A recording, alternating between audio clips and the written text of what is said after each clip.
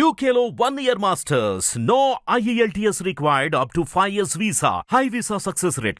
Liquor policy కుంభకోణం కేసులో arrest అయి జైలు నుంచి బయటకు వచ్చిన కేజ్రీవాల్ తాజాగా సంచలన ప్రకటన చేశారు. తాను ముఖ్యమంత్రి పదవికి రాజీనామా చేయనున్నట్లు ప్రకటించారు. 6 నెలల తర్వాత జైలు నుంచి బయటకు వచ్చిన కేజ్రీవాల్ పార్టీ సమావేశంలో పాల్గొన్నారు. ఆయన కీలక ప్రకటన చేశారు. తాను ముఖ్యమంత్రి పదవికి రాజీనామా చేస్తున్నట్లు ప్రకటించారు. తాను ముఖ్యమంత్రి పదవికి రాజీనామా చేస్తానని ప్రకటించి షాక్ ఇచ్చారు. ప్రజలు తీర్పు చెప్పే వరకు ఆ కుర్చీలో కూర్చోనని తెలిపారు. ఢిల్లీలో ఎన్నికలకు నెల రోజుల సమయం ఉంది.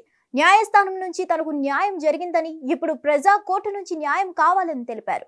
ప్రజల ఆజ్ఞ మేరకే తాను ముఖ్యమంత్రి కుర్చీలో కూర్చుంటానని కేజ్రీవాల్ అన్నారు. తన ప్రకటన మేరకు అరవింద్ కేజ్రీవాల్ సీఎం పదవికి రాజీనామా చేస్తే తదుపరి ముఖ్యమంత్రి ఎవరు అనే ప్రశ్న అందరిలో మొదలవుతుంది. తన తర్వాత పార్టీలో ముఖ్య నాయకుడు, సభ్యుడు ముఖ్యమంత్రి అవుతారని కేజ్రీవాల్ ప్రకటించారు. ప్రజల మధ్యకు వెళ్లి సపోర్ట్ కోరుతానని కేజ్రీవాల్ చెప్పారు. ఢిల్లీలో అసెంబ్లీ ఎన్నికలు ఫిబ్రవరిలో జరగాల్సి ఉంటుంది. అయితే నవంబర్లో జరగనున్న మహారాష్ట్ర ఎన్నికలతో పాటు ఢిల్లీలో కూడా ఎన్నికలు నిర్వహించాలని కేజ్రీవాల్ డిమాండ్ చేశారు. మరోవైపు బీజేపీ నాయకులు చేసినవన్నీ కూడా ఆరోపణలే అనే విషయాన్ని ప్రజాక్షేత్రంలోనే తేల్చుకుంటానని కేజ్రీవాల్ అన్నారు.